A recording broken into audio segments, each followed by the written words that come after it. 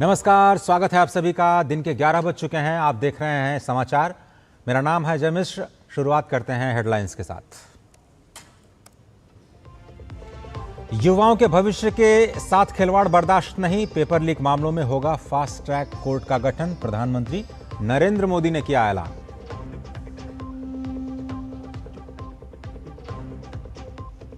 PM की घोषणा के बावजूद विपक्ष का नीट पेपर लीक पर हंगामा जारी।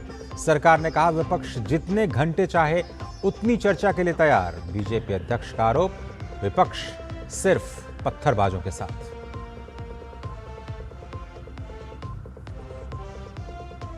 आम आदमी पार्टी के पूर्व पार्षद ताहिर हुसैन की सजा पर दिल्ली की अदालत में बहस आज।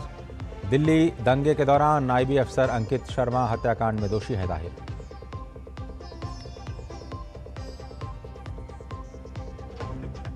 असम में बाढ़ से 11 जिलों में हालात खराब। मुख्यमंत्री ने लिया नुकसान का जायजा, कहा कई गांव पूरी तरह से संपर्क से बाहर। सेना का ऑपरेशन जल राहत और तेज।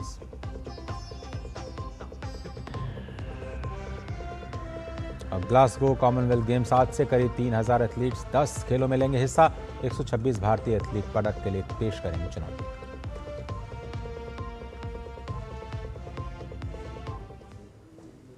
और इस वक्त की बड़ी खबर आ रही है संसद से। आपको बता दें, आज संसद परिसर में एक बार फिर से पक्ष और विपक्ष सामने आ गए। नीट पेपर लीक पर यह सियासी घमासान तेज हो गया है। कांग्रेस के खिलाफ बीजेपी का प्रदर्शन और बीजेपी कांग्रेस एक दूसरे के खिलाफ संसद में प्रदर्शन करते हुए नजर आए। दरअसल विपक्ष की ओर से स्थगन प्रस्ताव का नोटिस दिया गया है कि सारे काम रोक करके चर्चा की जाए। यही मांग लेकर के विपक्ष अब अड़ा हुआ है। दूसरी ओर बीजेपी ने प्रधानमंत्री की सुरक्षा का हवाला देते हुए कांग्रेस के खिलाफ देश भर में प्रदर्शन किया और आज पक्ष और विपक्ष संसद में भी एक दूसरे के सामने नजर आए। तो विपक्ष चाहता है कि सारे काम रोक दिए जाएं, 11 बजे की जो प्रश्नकाल है उसकी प्रक्रिया रोक दी जाए और चर्चा। सरकार भी चाहती है चर्चा हो। जब दोनों पक्ष चाहते हैं चर्चा हो तो सहमति क्यों नहीं बन रही है? ये दोनों ही पक्ष आमने सामने क्यों हैं? तकरार क्यों रही है? क्यों हो रही है चर्चा जब दोनों ही पक्ष चाहते हैं तो? और इस बीच लोकसभा को 12 बजे तक के लिए स्थगित करना पड़ा क्योंकि अभी सत्र की शुरुआत ही नहीं हो पाई। विपक्ष की ओर से स्थगन प्रस्ताव दिया गया था। लोकसभा को 12 बजे तक के लिए स्थगित कर दिया गया है। बीजेपी और कांग्रेस एक दूसरे के खिलाफ प्रदर्शन करते हुए नजर आया। विपक्ष की ओर से स्थगन प्रस्ताव का नोटिस संसद में दिया गया। विपक्ष की मांग लगातार कि शिक्षा मंत्री का इस्तीफा होने तक वो किसी भी चर्चा में हिस्सा नहीं लेंगे। सरकार करिए आप नियमों के तहत चर्चा कराइए, हम किसी भी तरह की चर्चा के लिए तैयार हैं, बस वो संसद के नियमों के अनुरूप होने चाहिए। सरकार ये कह रही है कि विपक्ष के साथ मिलकर के वो वार्ता के लिए तैयार हैं, चाहे वो शॉर्ट टर्म ड्यूरेशन के डिस्कशंस हों या फिर लंबी अवधि की बहस, दोनों ही स्थितियों के लिए सरकार तैयार। विपक्ष अपनी मांग पर अड़ा कि पहले इस्तीफा उसके बाद चर्चा। सरकार का ऐसा कोई नियम नहीं। तो अब संसद को अखाड़ा बना लिया गया विपक्ष के द्वारा और एक तरह से आंदोलन की स्थिति विपक्ष की तरफ से, गतिरोध की स्थिति संसद इस सत्र में अभी तक बिल्कुल नहीं चल पाई। लोकसभा की कार्यवाही स्थगित करना पड़ा। 12 बजे तक के लिए इस कार्यवाही को स्थगित किया गया। यानी प्रश्नकाल जो महत्वपूर्ण सत्र होता है, जनता के सवाल जिसका जवाब सरकार देती है, विपक्ष ने उसको नहीं होने दिया और विपक्ष का आज भी हंगामा जारी है।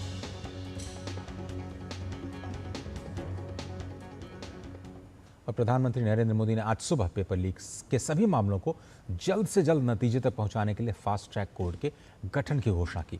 पीएम मोदी ने कहा कि युवाओं के भविष्य के साथ खिलवाड़ करने वाले किसी भी व्यक्ति को बख्शा नहीं जाएगा। सोशल मीडिया प्लेटफॉर्म एक्स पर पोस्ट करते हुए पीएम ने लिखा कि देश के युवाओं का हित, उनका भविष्य हमारी सर्वोच्च प्राथमिकता है।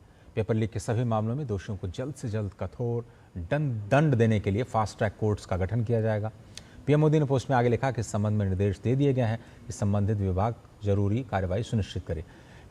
पीएम ने और राज्यसभा में अब सीधे आपको लिए चलते हैं जहां पर केंद्रीय मंत्री किरेन रिजिजू बयान दे रहे हैं। बहुत ही महत्वपूर्ण बयान, आपको सुनाते हैं। कि जुडिशियल फास्ट ट्रैक कोर्ट भी बनाने के लिए, ताकि कोई भी देश में पेपर लीक का घटना होता है तो कड़ी से कड़ी सजा दिया जाए और जल्द से जल्द दिया जाए। इतना अच्छा सरकार का पहल किया गया। मेरा रिक्वेस्ट ये है कि आप कंडीशन मत डालिए, बिना कंडीशन डाले हो चेयरमैन आप डिसाइड करें और चर्चा तुरंत शुरू करें। हम ये मांग करते हैं कि चर्चा आज ही शुरू होना चाहिए।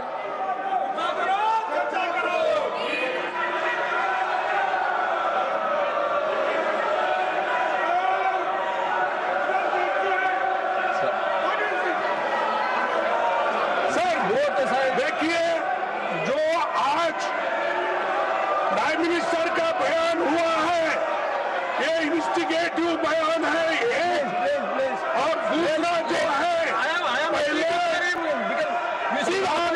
एजुकेशन मिनिस्टर का इस्तीफा होना चाहिए।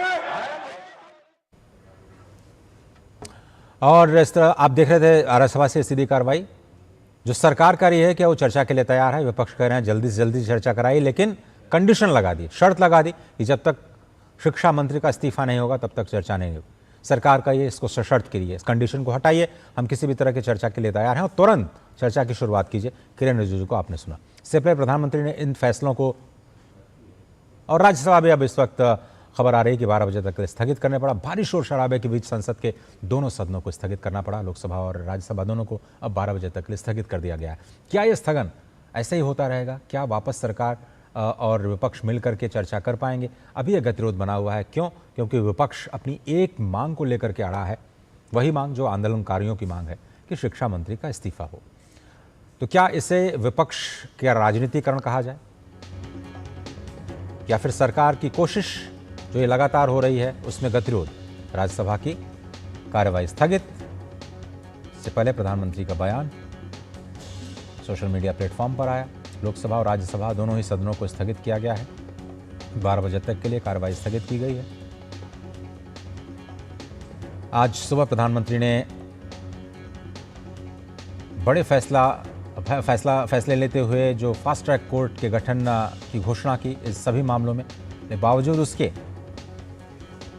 विपक्ष सदन की कार्रवाई नहीं चलने दे रहा है और राज्यसभा और लोकसभा दोनों ही सदन को स्थगित करना पड़ा भारी शोर शराबे के बीच।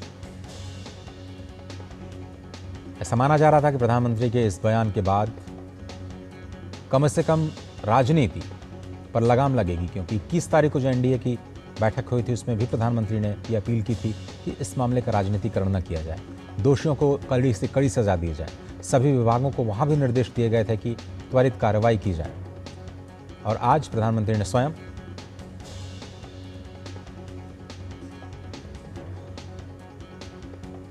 और प्रधानमंत्री की इस घोषणा पर बीजेपी अध्यक्ष ने भी बयान दिया। उन्होंने कहा कि युवाओं के लिए न्याय सुनिश्चित करेगी सरकार। नितिन नवीन का भी बड़ा बयान आ रहा है। युवाओं के हितों की सुरक्षा करने के लिए हमारी सरकार चर्चा के लिए तैयार है। नितिन नवीन बीजेपी अध्यक्ष का बड़ा बयान इस बीच आया है। प्रधानमंत्री की घोषणा पर बीजेपी अध्यक्ष का ये बयान आया है कि सरकार युवाओं के हितों की रक्षा करेगी और न्याय सुनिश्चित किया जाएगा। ये एक बड़ा भरोसा दिलाने की कोशिश नितिन नवीन की तरफ से। उन्होंने कहा कि हमारी सरकार चर्चा के लिए तैयार है, लेकिन चर्चा होगी कैसे? विपक्ष का शामिल होना ज़रूरी है। विपक्ष अड़ा है इस मांग को लेकर के। सशर्त चर्चा के लिए जो दबाव बनाया जा रहा है विपक्ष की ओर से, उसका नतीजा नहीं निकल पा रहा है, क्योंकि कहीं ऐसा नियम नहीं है कि आप पहले इस्तीफा मांगिए उसके बाद चर्चा कीजिए। सरकार कर रही है, हम नियमों के तहत चर्चा करने के लिए तैयार हैं और आप कंडीशंस को हटाइए, चर्चा की शुरुआत कीजिए और हम लंबी से लंबी चर्चा करने के लिए इस मुद्दे पर तैयार हैं।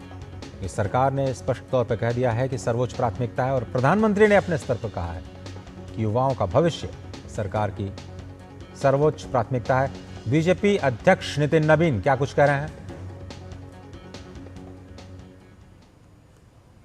एनडीए की सरकार पूरी तरह से छात्र और युवाओं के भविष्य के लिए हर स्तर पर चर्चा को तैयार है, पर राहुल गांधी और कांग्रेस और संपूर्ण विपक्ष चर्चा से भाग रहे हैं, क्योंकि उनके पुराने जो इतिहास रहे हैं 50-60 सालों का जो उनका इतिहास रहा है युवाओं को ठगने का, भटकाने का, आज भारतीय जनता पार्टी और एनडीए की सरकार ने युवाओं के भविष्य को एक सही दिशा दी है। प्रधानमंत्री जी ने हर विषय पे पहले भी और अभी भी कहा है कि हम हर विषय की जांच के लिए तैयार हैं। फास्ट ट्रैक कोर्ट लाएंगे ताकि जो लोग भी इसके अपराधी हैं, जो लोग भी दोषी हैं, उनको कार्रवाई हो, और हम ये सुनिश्चित करेंगे कि हम किसी भी दोषी को बख्शा नहीं जाए। और नरेंद्र मोदी जी जब संकल्प लेते हैं तो देश की जानता है, दुनिया जानती है कि नरेंद्र मोदी का संकल्प का मतलब होता है उसको सिद्धि तक पहुंचाना। तो बीजेपी अध्यक्ष को आप सुन रहे थे, बड़ा बयान, और इस मुद्दे पर अब बीजेपी अध्यक्ष का बयान आ गया है कि सरकार इस मामले में न्याय को सुनिश्चित करेगी। शैलेंद्र मिश्र हमारे साथ इस वक्त जुड़ रहे हैं। शैलेंद्र, क्या कुछ कहा गया है बीजेपी की तरफ से एक बार फिर से इस आश्वासन में? देखिए, आज संसद में कार्रवाई शुरू होने से पहले हमने देखा कि संसद भवन परिसर में प्रदर्शन हुआ। एक तरफ कांग्रेस के सांसद थे तो दूसरी तरफ बीजेपी और एनडीए के सांसद थे, और वो ये आरोप लगा रहे थे बीजेपी के सांसद कि चर्चा से भाग रही है कांग्रेस पार्टी। आखिर उन्हें नीट पर चर्चा से दिक्कत क्यों है, और राहुल गांधी के खिलाफ नारे लगाए जा रहे थे। उसके बाद हमने देखा कि बीजेपी के राष्ट्रीय अध्यक्ष नितिन नवीन ने मीडिया से बातचीत करते हुए कहा कि आखिर क्या कारण है कि ये चर्चा से भाग रहे हैं। छात्रों के हितों की बात करते हैं लेकिन सदन में चर्चा नहीं चाहते, और ये जो रवैया है कांग्रेस पार्टी उस पर सवाल उठाया, और ये भी कहा कि केंद्र सरकार प्रधानमंत्री नरेंद्र मोदी की अगुवाई में पूरी तरह से छात्रों के हितों के प्रति प्रतिबद्ध है। दूसरी बात उन्होंने जो कही कि प्रधानमंत्री नरेंद्र मोदी ने ऐलान किया है फास्ट ट्रैक कोर्ट के गठन का, तो कोई भी ऐसा एक तरह से कदम जो ये सुनिश्चित करेगा कि भविष्य में इस तरह की घटना वो तो सरकार उठा ही रही है। साथ ही साथ छात्रों के हितों के लिए, छात्रों के भविष्य के लिए जो कुछ भी हो सकता है वो केंद्र सरकार की अगुवाई में हो रहा है। तो ऐसे में छात्रों का भरोसा पूरी तरह से प्रधानमंत्री नरेंद्र मोदी के साथ है। विपक्ष राजनीति कर रहा है, तो इस बात को आज बीजेपी के राष्ट्रीय अध्यक्ष नितिन नवीन ने कहा। और हमने देखा कि आज एक तस्वीर देखने को मिली कि एक तरफ कांग्रेस के सांसद प्रदर्शन कर रहे थे तो दूसरी तरफ बीजेपी के सांसद, जिसमें एनडीए के भी सांसद शामिल थे, वो प्रदर्शन कर रहे थे। और कल हमने देखा था कि देश भर में कांग्रेस के दफ्तर पर बीजेपी के कार्यकर्ताओं ने प्रदर्शन किया था। अब बीजेपी आक्रामक होकर सामने आई और कह रही है कि विपक्ष का जो रवैया है वो ये दिखाता है कि क्यों आखिर वो चर्चा नहीं चाहते, सिर्फ वो छात्रों के नाम पर राजनीति चमकाना चाहते हैं। ये बड़ी खबर है जो आप बता रहे हैं कि बीजेपी अब आक्रामक मुद्रा में है। मीडिया से बातचीत में आपने जो कहा कि ये खबर आज की ये है कि अब बीजेपी आक्रामक मुद्दा में है। कल तक वो प्रदर्शन कर रही थी प्रधानमंत्री की सुरक्षा को लेकर के, लेकिन विपक्ष की ओर से स्थगन प्रस्ताव क्यों दिया जा रहा है? जब सरकार कर रही है वो चर्चा के लिए तैयार है, वो क्यों विपक्ष जो है वो शिक्षा मंत्री के इस्तीफे की मांग पर अड़ा हुआ है, जो कि आंदोलनकारियों की भी प्रमुख मांग है? प्रस्ताव एक तरीका होता है कि कोई ऐसा मुद्दा जब देश के सामने आता है कि उस पर तुरंत चर्चा सदन में होना चाहिए, सारे अन्य मुद्दों उस नियम के तहत वो एक प्रस्ताव दिया जाता है, उसमें भी चर्चा ही होती है। पहली बात, अब सरकार चर्चा चाहती है, कह रही है कि आइए कितने घंटे की चर्चा करनी है आप कर लीजिए, लेकिन वो शर्त लगा रहे कि आप पहले शिक्षा मंत्री का त्यागपत्र दिलवाइए तब चर्चा हो। इस तरह की शर्त रखकर सामने चर्चा नहीं की जा सकती। जबकि आप देखें कि केंद्रीय स्तर पर बड़े बड़े मंत्रियों ने, बड़े बड़े नेताओं ने इस बात को स्पष्ट तौर पर कहा है कि आप आइए चर्चा कीजिए, कितने घंटे चर्चा चाहते हैं, लोकसभा में, राज्यसभा में चर्चा कीजिए, सुझाव दीजिए, निदान बताइए कि भविष्य में और क्या कुछ हो सकता है। क्योंकि राज्य, केंद्र और ये बहुत ऐसा बड़ा मुद्दा है जिस कदम और उठाया जा सकते हैं। आप भी सुझाव देने के लिए स्वतंत्र हैं, आपको भी सुझाव देना चाहिए। संसदीय लोकतंत्र में ऐसा होता है। किस नियम के तहत चर्चा हो ये भी तय हो जाए। आप स्थगन प्रस्ताव के तहत चाहते हैं कि आप किसी अन्य नियम के तहत चाहते हैं, नियम 193 के तहत चाहते हैं, या फिर राज्यसभा में दूसरे नियम के तहत चाहते हैं, वो बड़ा विषय नहीं है। विषय यह है कि आप शर्त क्यों रख रहे हैं कि पहले इस्तीफा हो तब फिर चर्चा होगी। ये बात सत्ता पक्ष कर रहा है कि ये दिखाता है कि आप छात्रों की बहाने राजनीति चमकाना चाहते हैं। आप कह रहे हैं कि राजनीति जो हो रही है वो तो स्पष्ट दिखाई दे रही है, लेकिन अब फैसला होगा कैसे? ये किसके हाथ में फैसला है शैलेंद्र? क्या चेयरमैन तय करेंगे कि जो विपक्ष की मांग है, स्थगन प्रस्ताव है, उस पर क्या कुछ निर्णय लिया जाए, इस्तीफे के बिना चर्चा नियमों के तहत की जाए? क्या इस पर दोनों ही सदनों के जो सभापति हैं वो उस पर अंतिम फैसला ले सकते हैं जल्दी ही? कि देखिए सदन में कोशिश ये होती है कि सर्वानुमत से फैसला हो, सत्ता और विपक्ष से बातचीत कर फैसला हो, चाहे लोकसभा अध्यक्ष या राज्यसभा के सभापति ये कोशिश करते हैं। कई बार वो अपनी रूलिंग देते हैं, कई बार वो रूलिंग हम देखते हैं कि विपक्ष के लोग नहीं मानते हैं, वॉकआउट कर जाते हैं, हंगामा करते रहते हैं, उसकी वजह से सदन स्थगित करना पड़ता है। देखिए रूलिंग तो तब दी जाएगी जब सदन चलेगा, जब विपक्ष हंगामा बंद करेगा।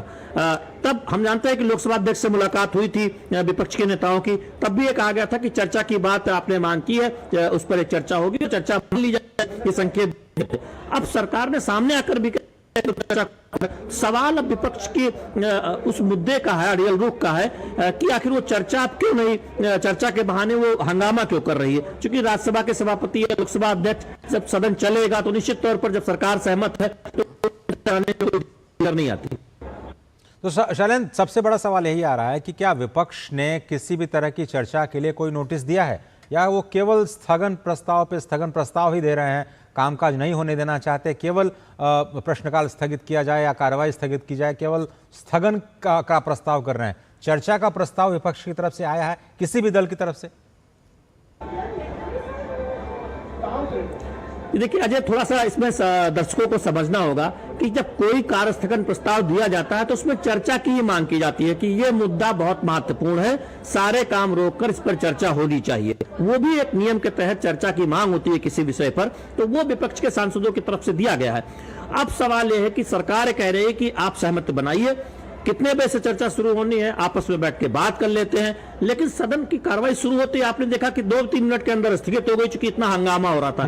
जब आप बात सुनेंगे नहीं तो रूलिंग कैसे आएगी, कैसे चर्चा शुरू होगी? सहमति तो बननी चाहिए, एक तरफा तो नहीं चर्चा शुरू हो सकती। ठीक है, अब थोड़ा सा बीजेपी के पक्ष की तरफ आते हैं। देश भर में आंदोलन की आग जब तेज हो रही है, बीजेपी ने भी पूरे देश में आंदोलन किया और कल जेपी नड्डा ने एक महत्वपूर्ण प्रेस कॉन्फ्रेंस की। क्या स्पष्ट है, एक तरह से उन्होंने सवाल भी उठाए राहुल गांधी पर और कुछ सवाल भी पूछे कि भाई आप सेलेक्टिव क्यों हो, आप अपने राज्यों में जो पेपर लीक हुए उसका जिक्र तो नहीं करते हैं, आप केवल पूरे देश की बात करते हो, केंद्र को जिम्मेदार ठहराते हैं। बहुत सारी राज्य की तरफ से परीक्षाएं ली गई हैं और वहां पर पेपर लीक हुए। देखिए 3 बहुत महत्वपूर्ण बातें कल जेपी नड्डा ने कही। पहली बात तो ये कि जब आप कोई प्रेस कॉन्फ्रेंस करते हैं, पेपर लीक की बात करते हैं, तो जिन राज्यों की में इंडी गठबंधन की सरकार है, कांग्रेस की सरकार है, आपके सहयोगी की सरकार है, उनका आप जिक्र क्यों नहीं करते? तो आप सिलेक्टिव हो जाते हैं। दूसरी बात यह है कि सारी परीक्षाएं केंद्र तो नहीं कराती, जो आप जिक्र कर रहे हैं केंद्र कराते हैं, राज्य कराती है। अगर कोई समस्या है, कोई चुनौती है, तो उस पर मिल बैठकर एक निदान की खोजने की कोशिश हो रही है। तीसरी बात, त्वरित कार्रवाई हुई है, संवाद से समाधान की ये सरकार की नीति है। सरकार ने सुनिश्चित किया है कि दोबारा परीक्षा हो और सफल परीक्षा हुई, आप सबने देखा। अब जो छात्रों की मांगे उस पर भी एक तरह से कहे कि विचार जो मुख्य मांगे हैं कि आपने देखा सोनम वांगचुक ने जो कल एक पत्र जारी किया, उसमें उन्होंने कहा कि किसी पर कानूनी कार्रवाई न हो, जो छात्र हैं वो एक आंदोलन कर रहे थे उन पर कानूनी कार्रवाई न हो, वो एक मांग है। सरकार ने संकेत दिया कि देखिए जो उनकी मांग है उस पर विचार किया जा सकता है। छात्र की जो मांग है उस पर हमने देखा कि वार्ताकार से चर्चा भी हुई थी। अब सवाल यह है कि सदन के अंदर क्योंकि सत्र चल रहा है, राजनीतिक दलों की भी जिम्मेदारी है, यहां पर भी चर्चा शुरू हो, यह भी एक मांग है छात्रों की, तो वो भी नहीं मांग रहे। संसद में इस सत्र में शैलेंद्र और कौन से बड़े मुद्दे थे जिन पर चर्चा होनी थी, जिन पर चर्चा और बहस नहीं हो पा रही है, नुकसान हो रहा है, उस पर थोड़ा सा हमें दर्शकों को आप थोड़ी जानकारी दीजिए कि इस पूरे आंदोलन के साए में कैसे बहुत ही महत्वपूर्ण जो कामकाज हैं संसद के वो भी इस वक्त रुके पड़े हैं। देखिए मैं पहले विपक्ष के मुद्दों की बताता हूं। जो सर्वदलीय बैठक हुई थी तो उन्होंने कहा था पेपर लीक, छात्रों के मुद्दे, एथेनॉल का मुद्दा, किसानों के मुद्दे सहित और जो कुछ वैश्विक हालात हैं ये मुद्दे उठाए जाएंगे महंगाई के। दूसरी तरफ सरकार ने कहा था कि तकरीबन 8 विधेयक उस वक्त सूचीबद्ध हो गए थे, जिसमें सुप्रीम कोर्ट पर जजों की संख्या बढ़ाने से जुड़ा विधेयक है। बाकी विधेयक महत्वपूर्ण है जिन सरकार विधायी कामकाज के तहत आगे बढ़ना चाहती है। प्रश्नकाल में तो आप जानते हैं कि दोनों सदनों में महत्वपूर्ण सवालों के जवाब अलग अलग मंत्रालयों के अलग अलग दिन दिए जाते हैं अगर प्रश्नकाल चलता है। इसके अलावा सांसद शून्यकाल में सवाल उठाते हैं अपने क्षेत्र से, जनहित से जुड़े मुद्दे। कई बार जब सत्र चलता है तो हम देखते हैं कि जो एजेंडा में बाद में शामिल होता है, बीएससी में जिसकी चर्चा होती है, वो बिल आ जाता है। जेपीसी की रिपोर्ट आनी है, हालांकि कहा जा रहा है कि रिपोर्ट अब और आगे खिसक सकती है, जिसमें ये चर्चा है कि 30 दिन अगर कोई जिम्मेदार पद पर बैठा व्यक्ति जेल रहता है तो उससे उसकी पद से हटा दिया जाएगा। वो बिल भी अगर जेपीसी की रिपोर्ट सही समय पे आती है तो उस पर सरकार आगे बढ़ सकती है कैबिनेट की मंजूरी के बाद। परसीमन विधेयक को लेकर हालांकि कयासबाजी है, सरकार ने उसमें कोई आधिकारिक बात नहीं कही है कि क्या कोई इस बार फिर सरकार सोच रही है, लेकिन चर्चा उसी विधेयक की इस बार सत्र शुरू होने से पहले सबसे ज्यादा हो रही थी। तो विधायी कामकाज तो है, विपक्ष द्वारा उठाए गए अन्य मुद्दे भी हैं। इथेनॉल पर चर्चा है, साफ होना चाहिए कि सरकार का क्या स्टैंड है, सदन के जरिए देश जान ले। अब शैलेंद्र, हम ये समझना चाह रहे हैं कि क्या राज्यसभा के सभापति या फिर लोकसभा अध्यक्ष की तरफ से पीछे बैकडोर डिप्लोमेसी के तहत क्या पक्ष और विपक्ष से किसी तरह की बातचीत के संकेत मिल रहे हैं क्या, कि कैसे भी करके बातचीत के लिए दोनों ही पक्षों को मनाया जाए और जो विपक्ष का अड़ियल रवैया है उनको भी कन्विंस करने की कोशिश की जाए कि चर्चा तो करें, आप संवाद के जरिए समाधान निकालने की कोशिश करें, और संवाद का समाधान अगर इस्तीफे तक जाता है तो वो सरकार उस पर फैसला ले सकती है। अजय देखिए, संसदीय लोकतंत्र में जब सत्र चलता है तो कोई ऐसा दिन नहीं होता जिसमें प्रयास नहीं होता है कि गतिरोध खत्म हो। सत्ता की तरफ से पहल होती है, विपक्ष के नेता अपनी कुछ बात रखते हैं, राज्यसभा के सभापति लोकसभा अध्यक्ष की तरफ से पहल होती है, मुलाकातों का दौर चलता है, मुलाकातें हो भी रही हैं। आप देखें कि 2 दिन पहले विपक्ष के नेता मिले थे अपनी मांगों को लेकर लोकसभा अध्यक्ष से, उन्होंने कुछ मांग रखी थी, चर्चा हो तो निश्चित तौर बातचीत चलती रहती है। संसदीय कार्य मंत्री की तरफ से प्रयास होते रहते हैं, कमरों में बैठकों का दौर चलता है, कुछ सुझाव दिए जाते हैं, कुछ बात मानी जाती है, कुछ मुद्दे पर पीछे हटा जाता है। तो ये संसदीय लोकतंत्र की एक खूबसूरती है कि टकराव के बीच रास्ता निकलता है, और हमने हर सत्र में देखा है। अब इस मुद्दे पर कब टकराव खत्म होगा, थोड़ा वो भविष्य के गर्भ में है, वो बताना बड़ा मुश्किल है हमारे लिए कि ये किस दिन ये टकराव खत्म होगा संसद के अंदर, सत्ता और विपक्ष के बीच। बाकी बातचीत तो होती है, उसके प्रयास तो होते ही रहते हैं। तो धन्यवाद शैलेंद्र। सबसे बड़ा सवाल यह है कि ये गतिरोध कब खत्म होगा, और पूरे देश की निगाहें इस बात में, क्योंकि लगातार चौथा दिन जब संसद बाधित रहा, हर दिन करीब 9 करोड़ रुपए का खर्चा, टैक्स पेयर्स का नुकसान, देश का नुकसान और देश के भविष्य का भी नुकसान। एक छोटा सा ब्रेक लेते हैं, आप देख रहे हैं समाचार।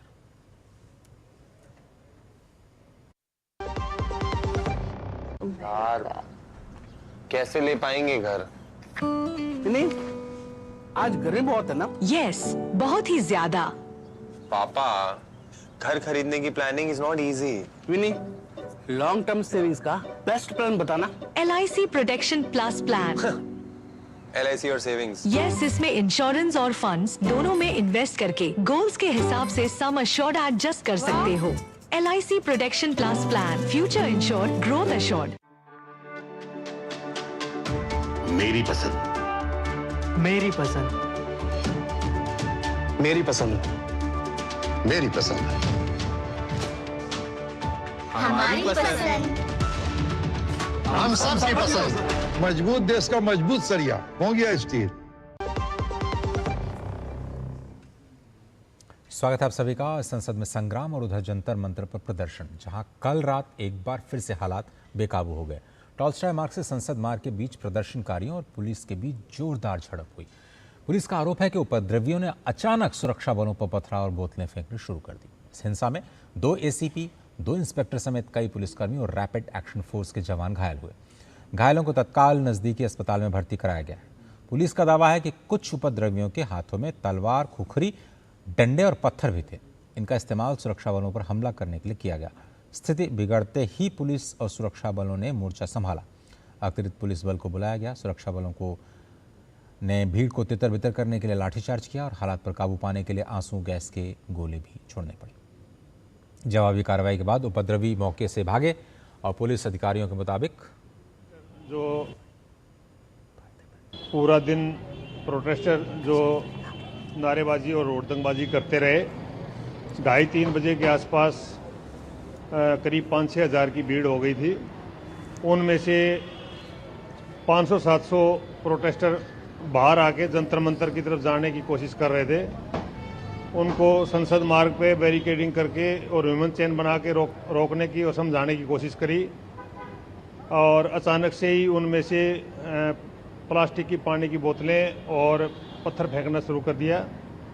एक पत्थर आगे अभी मेरे माथे में लगा था।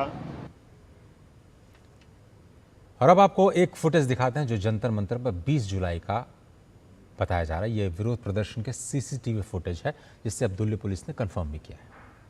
तस्वीरें आपकी स्क्रीन पर। फुटेज में पेट्रोल पंप और दुकानों पर पत्थरबाजी और प्रदर्शनकारी कांच तोड़ते हुए दिखाई। दिल्ली पुलिस और आरएएफ के जवानों पर भी पत्थर फेंके जा रहे हैं, इस वीडियो में साफ देखा जा सकता है। तो इस तरह की तस्वीरें ये दिखाती हैं कि प्रदर्शनकारियों की मंशा शांतिपूर्ण प्रदर्शन की नहीं, बल्कि उसमें अब हिंसा का सहारा लिया जाने लगा है। कुछ उपद्रवी तत्व भी इसका फायदा उठाते नजर आ रहे हैं। पेट्रोल पंप कर्मी अपील करते हुए कि वहां पर सामानों को नुकसान न पहुंचाया जाए, लेकिन दुकानों के कांच और शीशे तोड़े गए हैं, आप देख सकते हैं पेट्रोल पंप पर। और इस बीच पुलिसकर्मी और आरएएफ के जवानों पर भी पत्थरबाजी की गई और उन्हें निशाना बनाया गया।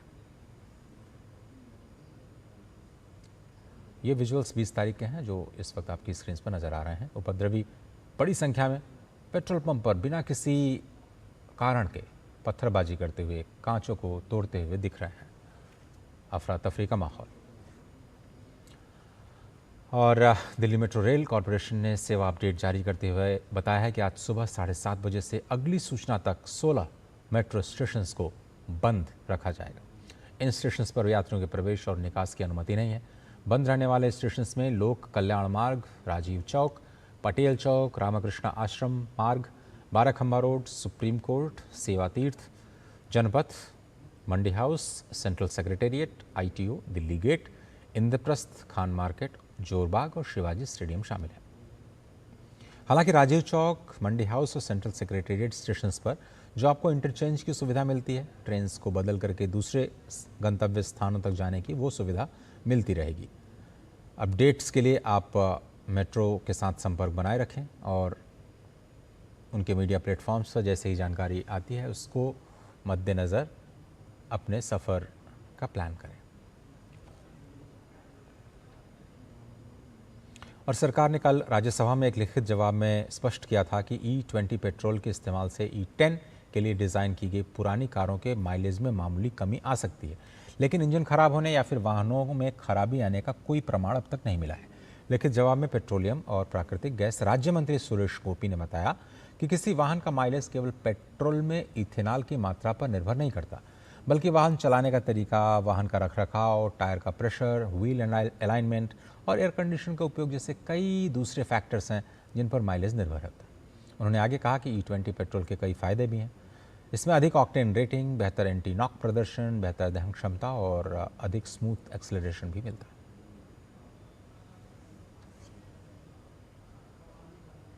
रेलवेज भारत के विकास की रीढ़ मानी जाती है और इसके साथ ही ये रोजगार के सबसे ज़्यादा अवसर पैदा करने वाला उपक्रम भी है। रेल मंत्री अश्विनी वैष्णव ने संसद में जानकारी दी कि रेलवे मिशन मोड में भर्ती अभियान चला रहा है और जानकारी देते हुए उन्होंने कहा कि जून 2026 से अब तक 5.56 लाख से ज़्यादा नियुक्तियां की जा चुकी हैं। 1.61 लाख से अधिक रिक्त पदों पर भर्ती प्रक्रिया जारी है और 2024 में 92,116 पदों के लिए अधिसूचना जारी की गई थी। 2025 में करीब 51,970 पदों के लिए नोटिफिकेशन जारी किए गए। उसके बाद 2026 आया जब 17,803 पदों के लिए नोटिफिकेशन जारी किए। संसद में दिए गए जवाब में उन्होंने कहा कि वर्तमान में 1.6 लाख से अधिक पदों पर भर्ती की प्रक्रिया जारी है। तो रेलवे सबसे बड़ा एम्प्लॉयर माना जाता है पूरे देश का, 14 लाख से बड़ा परिवार, और इसमें 1.6 लाख से अधिक पदों पर जो भर्ती है उसकी प्रक्रिया जारी है।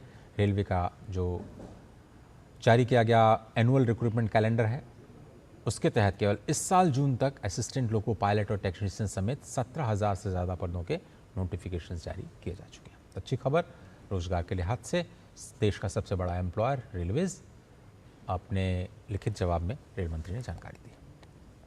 आगे बढ़ते हैं। दिल्ली की कड़कड़डूमा अदालत में ताहिर हुसैन और 4 अन्य दोषियों की सजा पर सुनवाई आज निर्धारित है।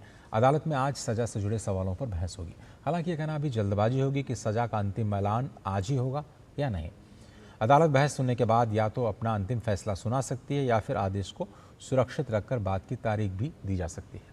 आपको बताएं कि ताहिर हुसैन को अदालत ने धारा 302, धारा 165, 188, 153A, 147, 148 सेक्शंस के तहत दोषी ठहराया है।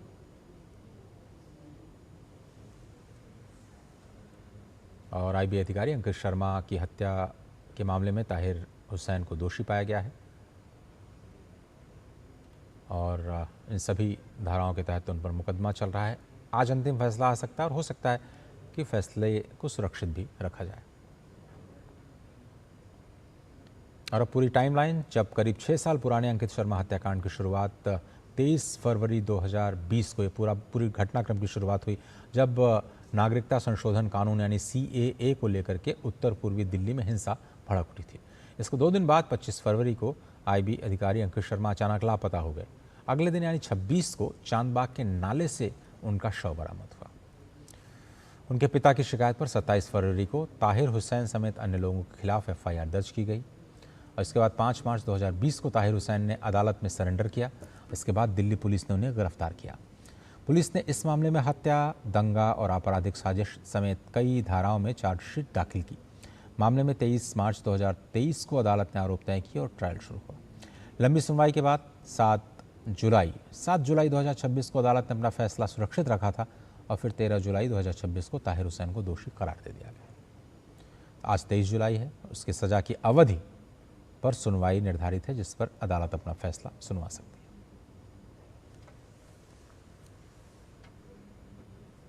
उधर ज्ञानवापी परिसर के सील किए गए क्षेत्र में कथित शिवलिंग की पूजा और जलाभिषेक की अनुमति मांगने वाली हिंदू पक्ष की याचिका पर सुप्रीम कोर्ट आज सुनवाई करेगा। हिंदू पक्ष ने सावन महीने के दौरान यहां शिवलिंग की पूजा करने की इजाजत मांगी है। याचिका में कहा गया है कि धार्मिक अनुष्ठान के लिए कोर्ट की ओर से लगाई जाने वाली सभी शर्तों का पालन किया जाएगा। ज्ञानवापी परिसर का वजूखाना क्षेत्र साल 2022 से ही सुप्रीम कोर्ट के अंतरिम आदेश के तहत सील है। हिंदू पक्ष का दावा है कि साल 2022 में कोर्ट की निगरानी में हुए सर्वे के दौरान जो संरचना यहां पर मिली है वो वास्तविक शिवलिंग है।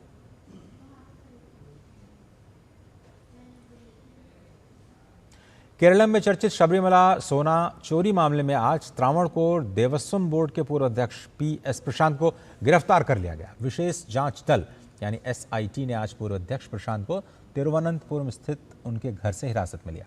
इस मामले में हिरासत में लिए जाने वो देवस्थम बोर्ड के तीसरे पूर्व अध्यक्ष हैं। हिरासत में लिए जाने के बाद PS प्रशांत ने फेसबुक पोस्ट के जरिए अपना पक्ष रखा। उन्होंने कहा कि बोर्ड ने पूरी ईमानदारी और पारदर्शिता के साथ काम किया है और वो जांच में पूरा सहयोग करेंगे। उनका आरोप है कि राजनीतिक दबाव के कारण उन्हें आरोपी बनाया गया है। उन्होंने कहा कि द्वारपालक प्रतिमाओं की मरम्मत से देवस्थम बोर्ड को कोई आर्थिक नुकसान नहीं पहुंचा और पूरी प्रक्रिया अधिकारियों और सतर्कता टीम की मौजूदगी में हुई थी।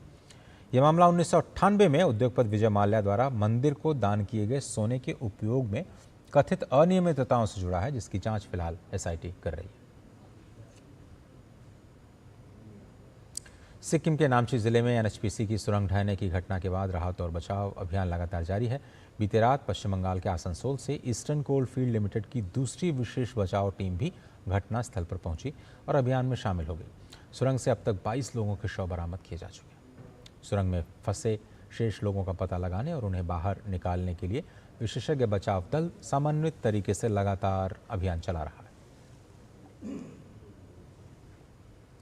सिक्किम सरकार, जिला प्रशासन और संबंधित सभी एजेंसियां पूरे घटनाक्रम पर लगातार नजर बनाए हुए हैं। साथ ही बचाव दलों और प्रभावित परिवारों को हर संभव सहायता उपलब्ध कराई जा रही है।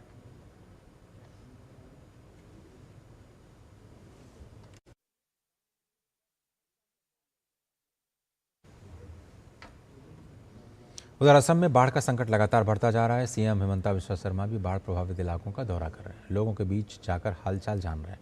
बता दें कि राज्य के कई हिस्सों में नदियां उफान पर हैं और बाढ़ का पानी गांव में घुस चुका है। हालात का अंदाज इससे लगाया जा सकता है कि 11 जिलों में 6,53,000 से ज़्यादा लोग प्रभावित हैं। बाढ़ के कारण 939 गाँव पूरी तरह से पानी में डूबे हुए हैं। प्रशासन और राहत एजेंसियाँ लगातार बचाव अभियान चला रही हैं।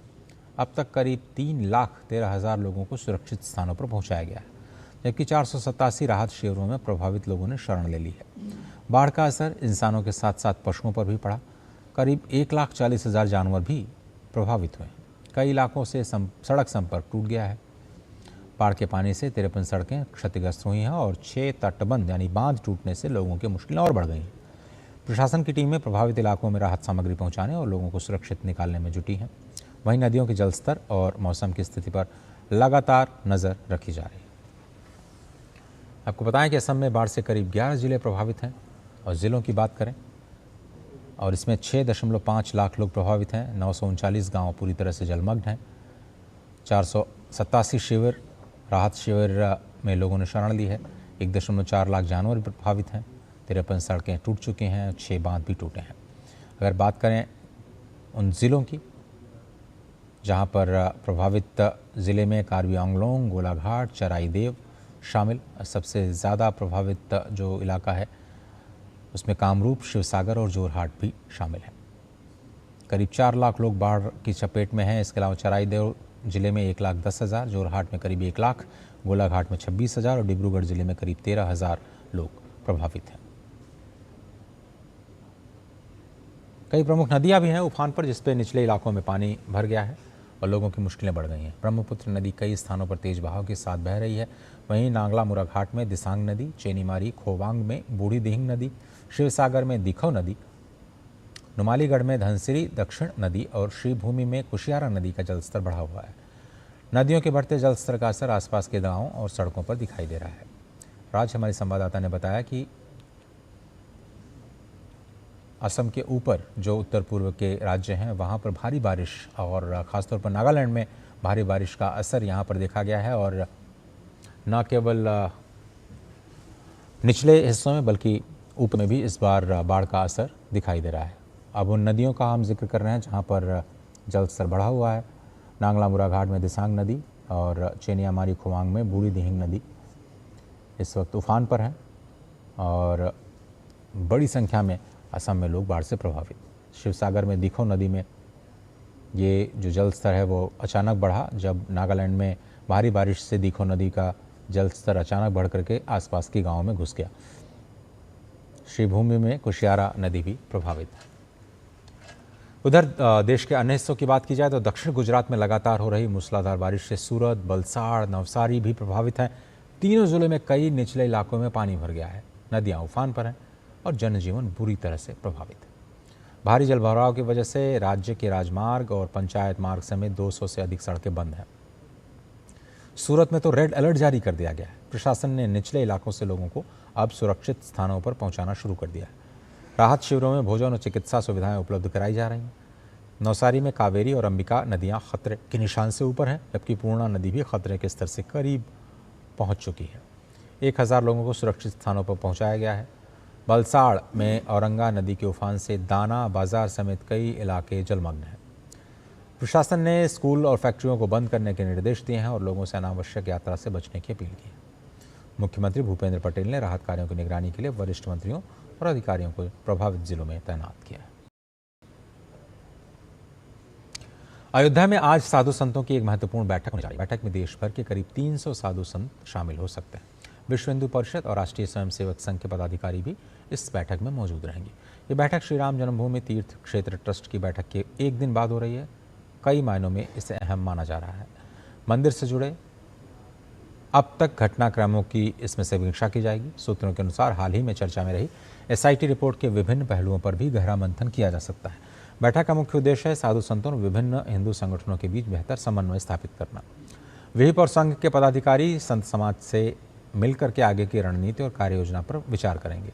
बैठक में हिंदू समाज में एकजुटता बनाए रखने और किसी भी तरह की भ्रम की स्थिति को दूर करने पर जोर दिए जाने की संभावना है।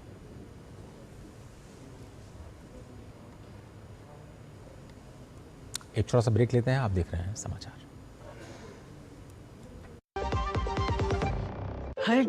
हर जीत की शुरुआत होती है छोटे छोटे कदमों से और हर छोटी तैयारी बदल सकती है पूरा नतीजा। क्योंकि मैदान हो या जिंदगी, छोटी से छोटी तैयारी ही देती है प्रोटेक्शन और प्रोटेक्शन ही देता है भरोसा। जैसे LIC की बीमा लक्ष्मी, एक खास प्लान सिर्फ महिलाओं के लिए जहां छोटी बचत दे बड़ी सुरक्षा, ताकि जिंदगी के हर मैदान में आप रहे हर पल के लिए रेडी।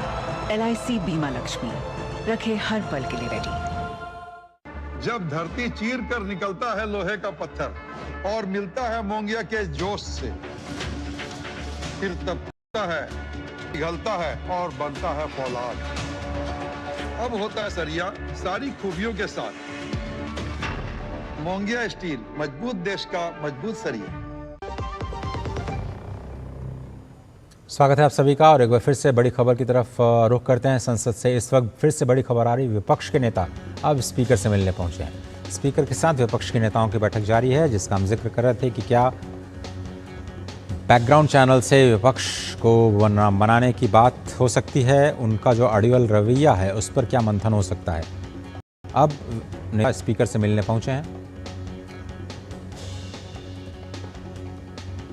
लोकसभा अध्यक्ष के साथ ये बैठक विपक्ष के नेताओं की हो रही है, बहुत ही महत्वपूर्ण, क्योंकि संसद में गतिरोध को खत्म करना इस वक्त की सबसे बड़ी प्राथमिकता है, सरकार की भी और लोकसभा अध्यक्ष राज्यसभा के सभापति की भी।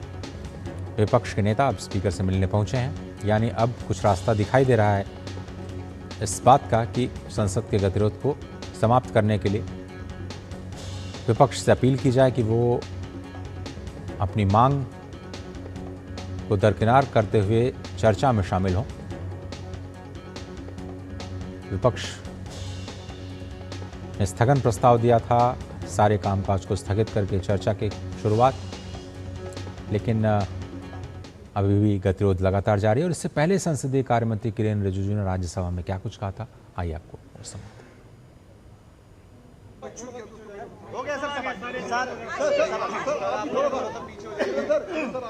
सरकार ने चर्चा कराने के लिए तैयार हो गई है, स्पीकर साहब भी चर्चा कराने के लिए लोग तैयार हैं, विपक्ष का क्या रुख है?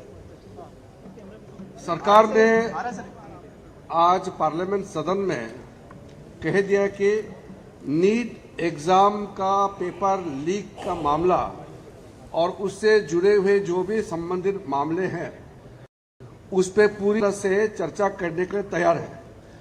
हमने पहले दिन से कहा कि सरकार कोई भी मुद्दे देश हित में और युवाओं के हित में जो भी आता है चर्चा के लिए हमेशा तैयार है।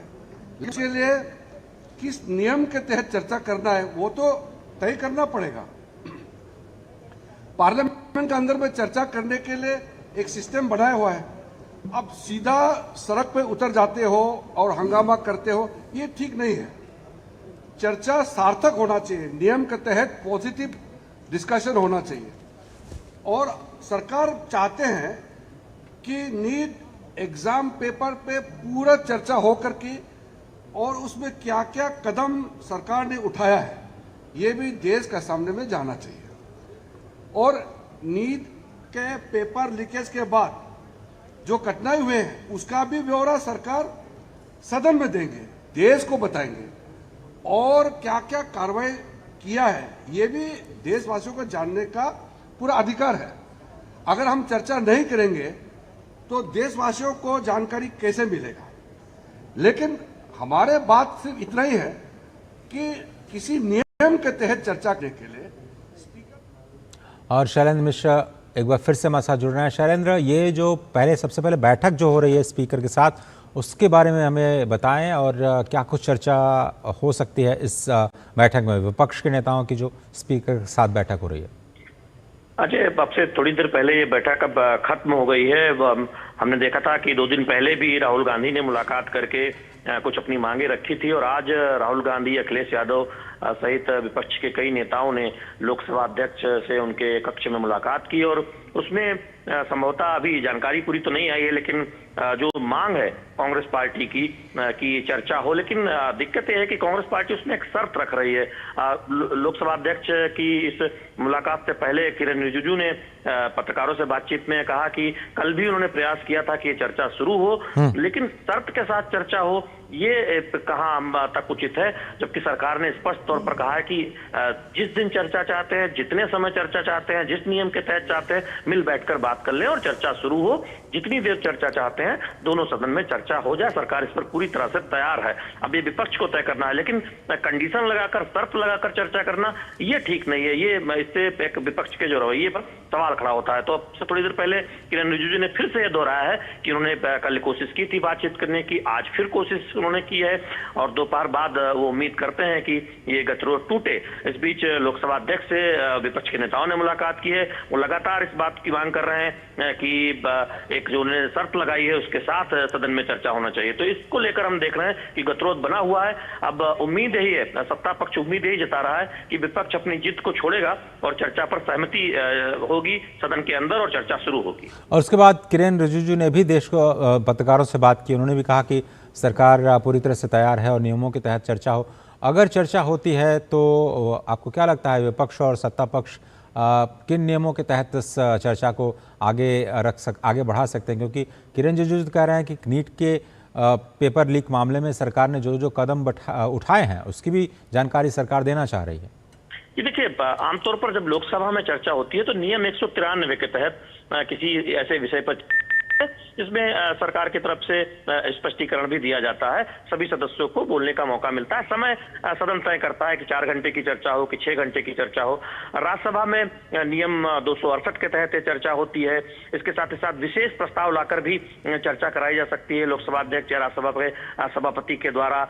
स्थगन प्रस्ताव आमतौर पर इसलिए नहीं माना जाता है क्योंकि उसमें सदन में सारे कामकाज रोककर किसी विषय पर चर्चा की एक डिमांड होती है, तो एक रास्ता निकाला जाता है कि चर्चा भी हो जाए और इस तरह का प्रस्ताव पर चर्चा की जगह कोई दूसरे नियम के तहत चर्चा हो। तो तरीके बहुत हैं, सत्ता और विपक्ष की भी सहमति बन सकती है, लेकिन उसमें विपक्ष का जो एक रवैया है जिसने उसने एक शर्त लगाई है। आज यही बात स्पष्ट तौर पर संसदीय कार्य मंत्री ने कही है कि आप कंडीशन लगाकर चर्चा चाहते हैं, ये कतई उचित नहीं है। आप छात्रों के हितों पर बात करना चाहते हैं क्या? कुछ जी, मैं ये पूछना चाह रहा था कि संसद में जब किरेन रिजिजू बोल रहे थे तो उनके प्रतिकार में मल्लिकार्जुन खड़गे भी खड़े हुए और उन्होंने कुछ कहना शुरू किया। प्रधानमंत्री का भी जिक्र उन्होंने किया। वो क्या कहना चाह रहे हैं प्रधानमंत्री के बयान को लेकर के? शायद वो कुछ कहना चाह रहे हैं कि इस बयान से भी वो संतुष्ट पूरी तरह से नजर नहीं आए थे। देखिए, उस वक्त बहुत हल्ला गुल्ला हो रहा था और पूरी तरह से ये बात सुनाई नहीं पड़ी कि मल्लिकार्जुन खड़गे क्या कुछ कहना चाह रहे थे और उस बीच हमने देखा कि स्थगन भी हो गया। लेकिन जो रुख है मल्लिकार्जुन खड़गे का या राहुल गांधी का या कांग्रेस पार्टी का, वो बिल्कुल उस पर एक उनका रुख अड़ा हुआ है कल से। और आज हमने संसद भवन परिसर में प्रदर्शन के दौरान भी देखा कि वो एक पूरी तरह से शर्त लगा रहे हैं कि पहले इस्तीफा हो उसके बाद चर्चा हो। और कल हमने देखा कि इसको लेकर एक इंडी गठबंधन के बीच भी एक ऐसी स्थिति बनी जब अखिलेश यादव थोड़ी देर के लिए अपनी बात तो नहीं रख पा रहे थे, जब केसी वेणुगोपाल कांग्रेस के उन्होंने अपनी बात रख के इस तरह से एक संकेत दिया, तो आपस में ही समाजवादी पार्टी और कांग्रेस के कुछ सांसदों के बीच एक ऐसा दृश्य देखने को मिला कि लगा कि समाजवादी पार्टी उस वक्त उनके मुखिया नाराज नजर आए।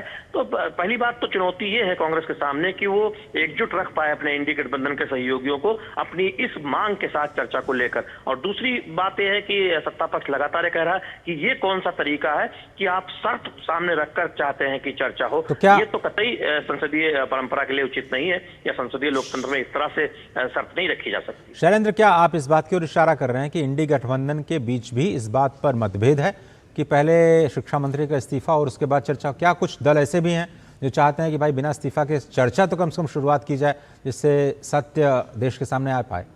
देखिए, समाजवादी पार्टी की तरफ से पहले स्पष्ट तौर पर इस तरह के बयान आए थे। रामगोपाल यादव ने भी यह बात कही थी और अखिलेश यादव ने भी कमोबेश यही कहा था। हालांकि बाद में समाजवादी पार्टी कांग्रेस के साथ खड़ी नजर आने लगी, उन्होंने अपने रुख बदल लिया। इंडी से इतर कुछ ऐसे दल हैं जो चाहते हैं कि चर्चा हो और ये शर्त न लगाई जाए। में ये जरूर है कि कांग्रेस पार्टी के सामने चुनौती है कि उस सारे अपने गठबंधन सहयोगियों को साथ रख पाए। हम जानते हैं कि पहले ही अगर आप विधानसभा चुनाव के बाद देखें तो डीएमके जैसे जो दल हैं वो अब कांग्रेस के साथ खड़े नजर नहीं आ रहे हैं। तो ऐसे में निश्चित तौर पर चुनौती है कि वो कांग्रेस के पास कि वो अपने सारे सहयोगियों को इस मुद्दे पर साथ रख पाए। फिलहाल कोशिश जरूर है। कांग्रेस पार्टी ने आज एक यूनाइटेड चेहरा दिखाने की कोशिश की है जब वो प्रदर्शन कर रहे थे। कांग्रेस जी शैलेंद्र जी, थोड़ा सा रोकना चाहेंगे आपको। रविशंकर प्रसाद जी की बाइट आई है श्री राहुल गांधी पे, उन्होंने क्या कुछ बयान दिया है, एक बार दर्शकों को सुनवाते हैं।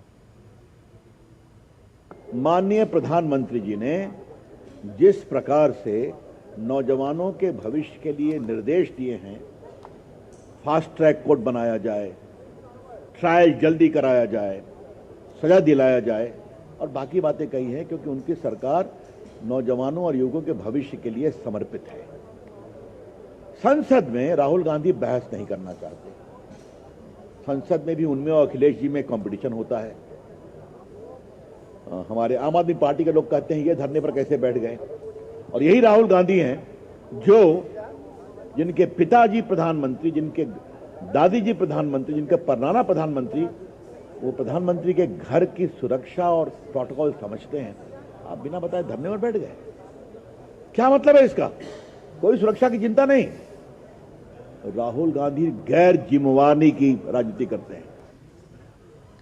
गैर जिम्मेवारी की राजनीति करते हैं राहुल गांधी, विपक्ष पर कड़ा आरोप रविशंकर प्रसाद, नेता बीजेपी।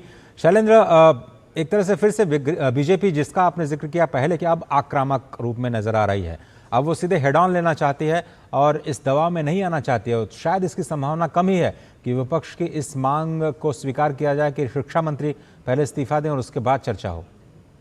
इसका कोई तर्क नहीं है। सदन के अंदर आप किसी शर्त को रखकर किसी मुद्दे पर चर्चा की मांग नहीं कर सकते और उसके लिए सरकार पर दबाव नहीं डाल सकते। आपकी कोई मांग हो सकती है, आप मीडिया में अपनी बात रख सकते हैं, सदन के अंदर अपनी बात रख सकते हैं, चर्चा के दौरान अपनी बात रख सकते हैं, लेकिन चर्चा हो एक शर्त के साथ, ये संसदीय परंपराओं के बिल्कुल अनुकूल नहीं। और इसीलिए हमने देखा कि एक संसदीय कार्य मंत्री किरण रिजिजू ने इस बात को बहुत स्पष्ट तौर पर कहा कि वो बार बार संपर्क कर रहे हैं, बार बार कोशिश कर रहे हैं विपक्ष के नेताओं से कि ये जो डेडलॉक है वो खत्म हो, क्योंकि सरकार अब पूरी तरह से तैयार है कि दोनों सदनों में जिस भी नियम के तहत चर्चा करनी हो, जितनी देर चर्चा करनी हो, उस पर बातचीत हो जाए। और जब चर्चा होगी, आप जिन असफलताओं को गिनाना चाहते हैं, विपक्ष उन असफलताओं को सामने रख सकता है, क्या सुझाव है वो सामने रख सकता है। सरकार बताएगी कि पेपर लीक के बाद क्या कुछ कदम उठाए गए, भविष्य में और क्या सुनिश्चित किया जा रहा है, कैसे छात्रों के हितों को सुनिश्चित करने के लिए कदम उठाए गए हैं। आप उससे सदन में चर्चा तो कीजिए, यही बात सत्ता पक्ष कह रहा है। और इस मुद्दे पर हम देख रहे हैं कि विपक्ष की रणनीति थोड़ी सी अलग दिखाई दे रही है। उनको लगता है कि इस मुद्दे पर सरकार को घेरकर राजनीतिक तौर पर लाभ लिया जा सकता है। ये और एक अंतिम सवाल शैलेंद्र आपसे ये कि राहुल गांधी के इस रवैये को अराजक क्यों कहा जा रहा है, यानी अस्वीकार्य क्यों कहा जा रहा है? देखिए, तीन इसमें बहुत महत्वपूर्ण बात है। आप नेता विपक्ष हैं, सदन चलाने की जिम्मेदारी सत्ता और विपक्ष दोनों की होती है, और नेता विपक्ष की भी आप देखें कि एक बराबर की जिम्मेदारी है। सत्र चल रहा है, आप प्रधानमंत्री आवास के बाहर जाकर धरना प्रदर्शन करते हैं बजाय सदन के अंदर अपनी बात रखने के। तो इसलिए उनके इस रवैये को अराजकपूर्ण व्यवहार कहा जा रहा है कि आप सदन के अंदर बाइट दे सकते हैं, आप प्रदर्शन कर सकते हैं, संसद भवन परिसर में आप सदन के अंदर बोल सकते हैं, बजाय इसके आप बाहर धरना प्रदर्शन कर रहे हैं। आप कोई युवा मोर्चा के पार्टी के कार्यकर्ता नहीं है, आप नेता विपक्ष है, आपको प्रोटोकॉल मिला हुआ है, आपको एक दर्जा मिला हुआ है, आप उस संसदीय लोकतंत्र के एक अहम हिस्सा हैं और अहम पद पर हैं। इसीलिए इस व्यवहार को अराजकतापूर्ण व्यवहार कहा जा रहा है। और ये पहली बार नहीं है जब राहुल गांधी के व्यवहार पर या बयानों पर सवाल सत्ता पक्ष ने उठाए हैं। ऐसा लग रहा है कि बीजेपी ने पूरी लाइन ले ली है कि ये राहुल गांधी की अराजकता है, और इसी पर नितिन नवीन जी ने भी बोला और उसके बाद रविशंकर प्रसाद जिन्हें संसद में बयान दिया, किरण रिजिजू भी इस पर इस तरह का आरोप लगा रहे हैं उनके ऊपर। तो अब बीजेपी पूरी तरह से ऑफेंसिव मोड में आ चुके हैं इस पूरे मुद्दे पर, और लगता है कि अब विपक्ष की किसी भी मांग को मानने के मूड में तो नहीं नजर आ रही फिलहाल। देखिए, बीजेपी को यह लगता है कि अब जनता को सच बताना बहुत जरूरी है, जिससे गलत नैरेटिव सामने न जाए, भ्रम न फैले, गलत तथ्यों को सामने लाने पर जनता और छात्र एक तरह से उससे भ्रमित न हो। क्या कदम उठाए गए इसकी जानकारी जनता को होनी चाहिए, क्या मांगे की गई हैं उसकी जानकारी होनी चाहिए, और क्या कुछ सुनिश्चित किया गया छात्रों के हितों के लिए ये जानकारी होनी चाहिए। और कैसे छात्रों के हितों को सामने रखकर कुछ राजनीतिक दल, खासतौर पर कांग्रेस पार्टी और उनके सहयोगी दल, एक राजनीतिक अवसर तलाश रहे हैं, राजनीतिक अवसरवाद कर रहे हैं, इसकी भी जानकारी होनी चाहिए। इसीलिए हमने देखा कि कांग्रेस के मुख्यालयों पर कल प्रदर्शन हुआ, बीजेपी के नेता सामने आकर बयान दे रहे हैं और स्पष्ट तौर पर कह रहे हैं कि संवाद से समाधान में सरकार विश्वास रखती है, जबकि विपक्ष ऐसे रवैया अपना रहा है जो कि कतई संसदीय परंपरा में उचित नहीं है। बहुत धन्यवाद शैलेंद्र। जिम्मेदारी सबकी है, चाहे वो विपक्ष हो चाहे सत्ता पक्ष, सभी को जिम्मेदारी का निर्वहन करने के लिए आगे आना चाहिए और गतिरोध को दूर करना चाहिए। बहुत बहुत धन्यवाद इन तमाम अपडेट्स के लिए, संसद भवन से सीधे जुड़ने के लिए। फिलहाल समाचार के इस अंक में सिर्फ इतना ही। पूरी टीम को दीजिए इजाजत। नमस्कार।